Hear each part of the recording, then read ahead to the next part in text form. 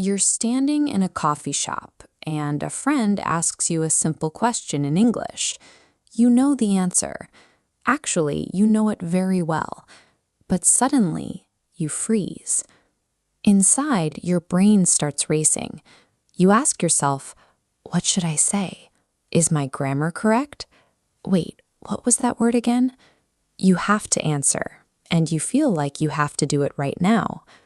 While you're thinking, the other person is just waiting. The silence gets heavy. So instead of answering the simple question they asked, you just smile awkwardly and say, I don't know. The conversation ends. You walk away. And exactly 5 minutes later, the perfect sentence suddenly pops into your head. Every word is correct. You think, oh, that's what I should have said. If you can build the perfect sentence 5 minutes later, your English vocabulary is not the problem. The real issue is that your brain simply panicked under the pressure to speak instantly. To fix this, you don't need to read another grammar book or study more vocabulary. You simply need a way to give your brain 3 extra seconds to catch up to the conversation.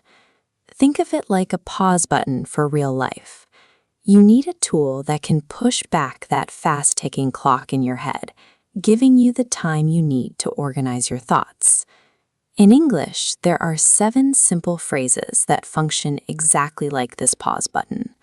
When you use these phrases, you stop the internal panic, you show the other person that you are engaged, and you keep the conversation alive while you think.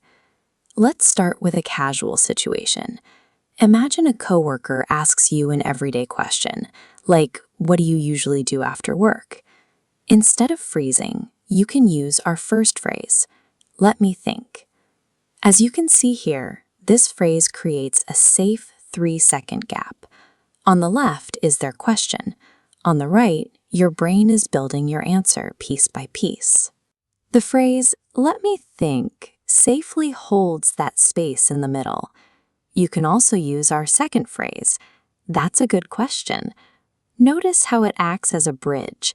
It connects their question to your answer, giving you space to prepare.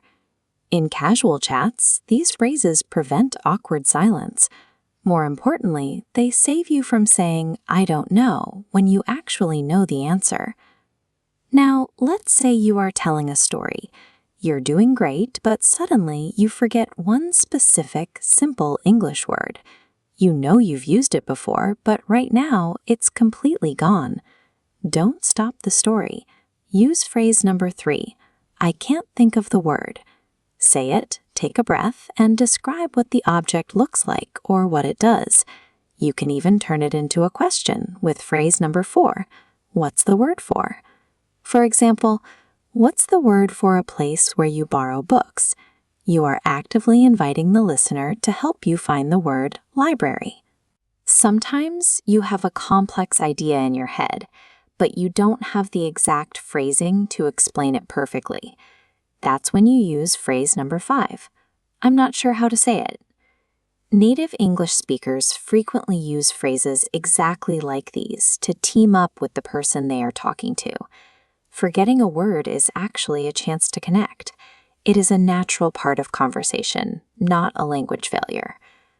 Let's move to a high-pressure scenario. You're sitting in a professional meeting, and your manager unexpectedly asks for your opinion on a new project. You don't want to panic, but you also don't want to answer too quickly. Use phrase number 6. Could you give me a moment? Or the slightly more casual, give me a second. Asking for a moment to organize your thoughts at work is perceived as professional and thoughtful. People respect a considered answer. They do not view it as a sign of bad English.